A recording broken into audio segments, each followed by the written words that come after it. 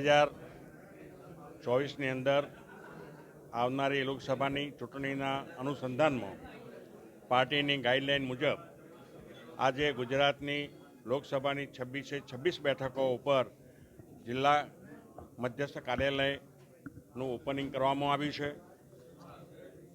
આજે છોટાઉદેપુર લોકસભાની સીટ માટે મધ્યસ્થ કાર્યાલયનું ઉદ્ઘાટન કરવામાં આવ્યું, જેની અંદર આ વિસ્તારના લોકપ્રિય સાંસદ ગીતાબેન, આમ તો આ સીટ 4 જિલ્લાની વિધાનસભાની સીટો ભેગી કરીને બનાવવામાં આવેલી છે.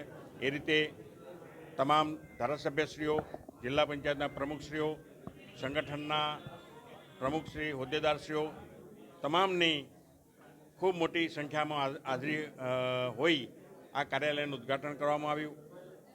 આવનારી આ ચૂંટણીની અંદર જે મોદી સાહેબ અને અમારા પાર્ટી પ્રમુખ સી આર પાટીલ સાહેબે વાત કરી છે કે આ વખતે દરેક સીટ 1.25 લાખથી વધુ મતોથી અમારે જીતવાની છે, અને એ રીતે ગયા વખતે પણ ગીતાબેન લગભગ 3 લાખ વધુ મતોથી જીત્યા હતા.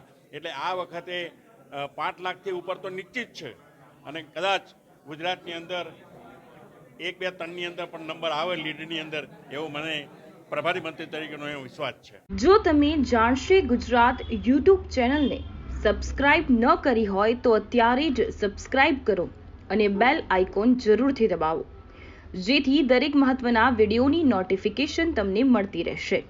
આ સાથે જ લેટેસ્ટ સમાચારથી અપડેટ રહેવા માટે સોશિયલ મીડિયામાં અમારા Facebook page, threads, Instagram, daily hunt પેજને ફોલો કરો અને અમારી સાથે જોડાઓ.